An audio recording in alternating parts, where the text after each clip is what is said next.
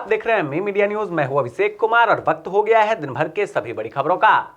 लोकसभा चुनाव के समय से मतदान प्रतिशत को लेकर मोर्चा खोले विपक्ष को चुनाव आयोग ने मतदान प्रतिशत जुटाने का न सिर्फ पूरा गणित समझाया बल्कि बगैर समझे चुनावी प्रक्रिया पर संदेह जताने को भी गलत बताया। आयोग ने कहा कि वैसे भी सभी बूथों पर मौजूदा राजनीतिक दलों के एजेंटों को फॉर्म 17C मुहैया कराया जाता है, जिसमें उस बूथ पर कितने वोट पड़े उसका पूरा ब्यौरा मौजूद रहता है। जिन्हें मतदान प्रतिशत में गड़बड़ी का संदेह है वे फॉर्म 17C से मिलान कर सकते हैं।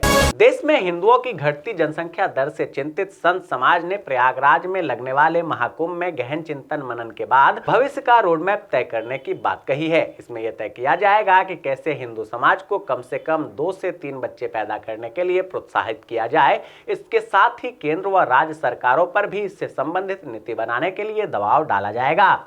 गृह व सहकारिता मंत्री अमित शाह ने नई बनाई गई 10,000 प्राथमिक कृषि सहकारी समितियों को लॉन्च कर दिया। पिछले 86 दिनों के रिकॉर्ड समय में 10,000 पैक्स बनाने का हवाला देते हुए उन्होंने कहा कि अगले 5 साल में 2 लाख पैक्स बनाने का लक्ष्य समय से पहले हासिल कर लिया जाएगा। उत्तर प्रदेश के कानपुर में डिजिटल अरेस्ट का एक और मामला सामने आया है, जहां ठगों ने सेवानिवृत्त बैंक मैनेजर को डिजिटल अरेस्ट करके 45 लाख रुपए ठग लिए। शहर में डिजिटल अरेस्ट करके अब तक की यह सबसे बड़ी ठगी है। बिहार की सियासत में एक बार फिर उबाल है। नीतीश कुमार को लेकर सियासत तेज है। जहां राजद ने नीतीश को खुला ऑफर दिया है, वहीं अब नीतीश के पुराने दोस्त जीतन राम मांझी ने बड़ा बयान दिया। मांझी ने दावा किया कि राजद के दर्जन भर नेता एनडीए के संपर्क में हैं। दिल्ली विधानसभा चुनाव के लिए मतदाता सूची में संशोधन की प्रक्रिया पूरी हो गई है। 6 जनवरी को फाइनल मतदाता सूची जारी होगी, जिसके आधार पर चुनाव होगा। बता दें कि 29 अक्टूबर को जारी ड्राफ्ट मतदाता सूची में दिल्ली में 1,53,57,529 मतदाता थे। हरियाणा नगर निगम चुनाव को लेकर विवाद जारी है। इस मुद्दे पर मुख्यमंत्री नायब सैनी ने भी संज्ञान लिया है। चुनाव को लेकर शिकायत है कि मानेसर नगर निगम की आबादी है 60,000 के करीब। ऐसे में यहाँ निगम चुनाव नहीं हो सकता। चुनाव तभी संभव है जब यहाँ की जनसंख्या 3 लाख के करीब हो। दोस्तों, आगे की खबर पर चलने से पहले आपसे रिक्वेस्ट है कि प्लीज इस वीडियो को लाइक कर दे, कमेंट कर अपनी प्रतिक्रिया दे और इसे शेयर जरूर कर दे। आपके ऐसा करने से हमारा और हमारी टीम का हौसला और बुलंद होता है और हम रोजाना इसी समय पर आप लोगों के लिए दिन भर की बड़ी खबरें लाते रहते हैं। चीन ने दुनिया के सबसे बड़े हाइड्रो पावर बांध के प्रोजेक्ट को मंजूरी दे दी है। ये बांध तिब्बती पठार के पूर्वी हिस्से में बनाया जाएगा। इस प्रोजेक्ट से भारत और बांग्लादेश के लोगों को प्रभावित होने की आशंका है। वहीं चीन के इस प्रोजेक्ट से भारत और बांग्लादेश की चिंता बढ़ गई है। दोनों देशों ने इसे लेकर अपनी आपत्ति जाहिर की है। आज प्रधानमंत्री नरेंद्र मोदी ने राजधानी दिल्ली के भारत मंडपम में वीर बाल दिवस पर आयोजित एक कार्यक्रम में कहा कि ये पहला मौका है जब गणतंत्र दिवस की बजाय वीर बाल दिवस पर देश के बहादुर बच्चों को सम्मानित किया गया है। मोदी ने कहा कि वीर बाल दिवस एक अस्थायी सबक सिखाता है, चाहे परिस्थितियां कितनी भी प्रतिकूल क्यों न हो, राष्ट्र के उद्देश्य से बढ़कर कुछ भी नहीं है। कांग्रेस के सांसद और लोकसभा में नेता प्रतिपक्ष राहुल गांधी ने कांग्रेस वर्किंग कमेटी की बैठक में बड़ा बयान दिया। उन्होंने कहा कि हमारी पार्टी में जो आरएसएस की सोच वाले हैं, पहले उनको खोजकर निकालना पड़ेगा। मोहन भागवत के मंदिर मस्जिद वाले बयान पर शंकराचार्य स्वामी अभिमुक्तेश्वरानंद सरस्वती का रिएक्शन सामने आया है। शंकराचार्य ने कहा कि मोहन भागवत के बयान से ये साफ है कि उन्हें हिंदुओं का दर्द महसूस नहीं हो रहा है। उन्हें हिंदुओं की दुर्दशा सही मायने में समझ नहीं आ रही है, तभी तो वे ऐसा बोल रहे हैं।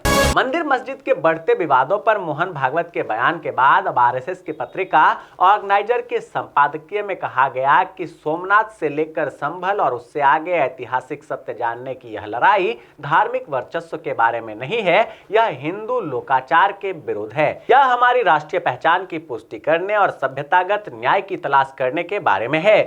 सुप्रीम कोर्ट ने प्रवर्तन निदेशालय को नवंबर में लॉटरी किंग सोंटियागो मार्टिन, उसके रिश्तेदारों और कर्मचारियों की तलाशी के दौरान जब्त किए गए लैपटॉप और मोबाइल फोन सहित इलेक्ट्रॉनिक उपकरणों से डेटा को कॉपी करने से रोक दिया है। बता दें कि फ्यूचर गेमिंग के वकीलों ने दलील दी कि जब्त इलेक्ट्रॉनिक उपकरणों का डेटा हासिल करना गोपनीयता और मौलिक अधिकारों का उल्लंघन है।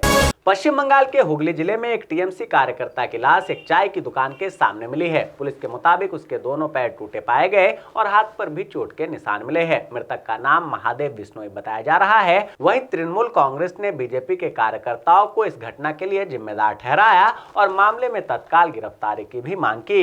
एनसीपी सांसद सुप्रिया सुले ने ईवीएम की विश्वसनीयता का बचाव किया और अपनों को ही आईना दिखा दिया। उन्होंने कहा कि मैं 4 बार लोकसभा चुनाव जीती हूँ, मैं ये कैसे कह सकती हूँ कि ईवीएम में गड़बड़ी है। राजस्व खुफिया निदेशालय ने अहमदाबाद इंटरनेशनल एयरपोर्ट पर करोड़ों रुपए का सोना जब्त किया है। इस सोने को एक एयर कंप्रेसर के पिस्टन में छिपा दिया गया था। टीम को सूचना मिली थी कि बैंकॉक से अहमदाबाद आने वाली फ्लाइट से एक व्यक्ति 3 किलो सोना लेकर जा रहा है। इसके बाद आरोपी को जांच के लिए रोका गया और उसके पास से सोना जब्त कर व्यक्ति को गिरफ्तार कर लिया गया।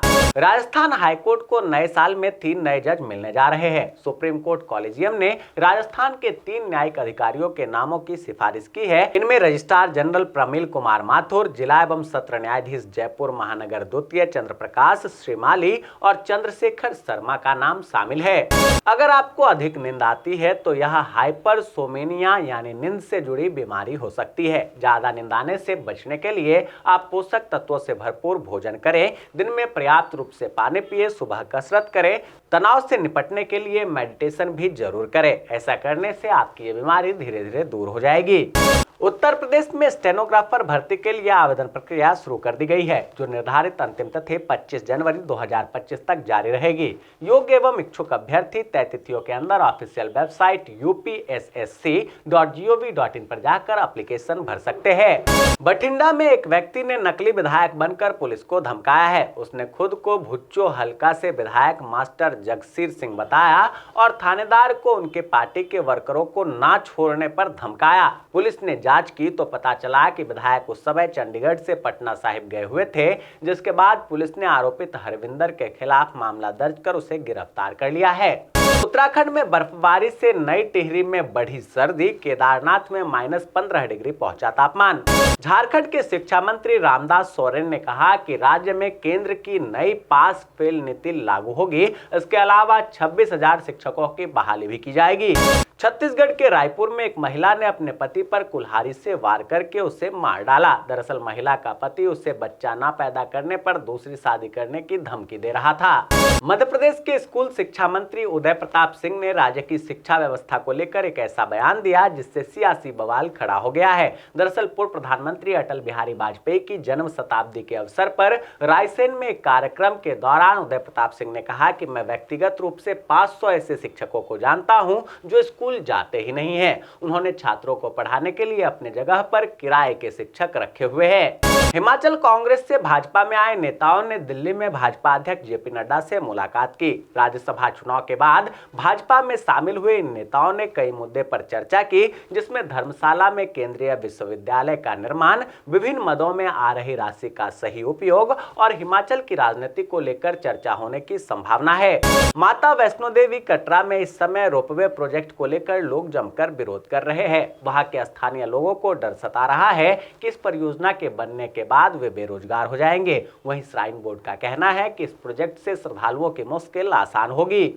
जी हाँ दोस्तों, मैं देख पा रहा हूँ कि आप में से अधिकतर लोगों ने इस वीडियो को लाइक किया है, कमेंट कर अपनी प्रतिक्रिया दी है और इसे शेयर भी किया है, लेकिन अभी भी कुछ लोग बाकी है, इसलिए उनसे रिक्वेस्ट है कि प्लीज आप भी वीडियो को लाइक कर दे, कमेंट कर अपनी प्रतिक्रिया दे और इसे शेयर जरूर कर दे। दोस्तों, ये थी दिन भर की बड़ी खबरें। ऐसे ही खबरों से अपडेट रहने के लिए चैनल पर नए हैं तो अभी चैनल को सब्सक्राइब कर ले, नोटिफिकेशन बेल के ऑल ऑप्शन को दबा दे, वीडियो को लाइक और शेयर करना बिल्कुल ना भूलें, ताकि देश और दुनिया की तमाम खबरों से आप और आपके जानने वाले रह सकें अपडेट।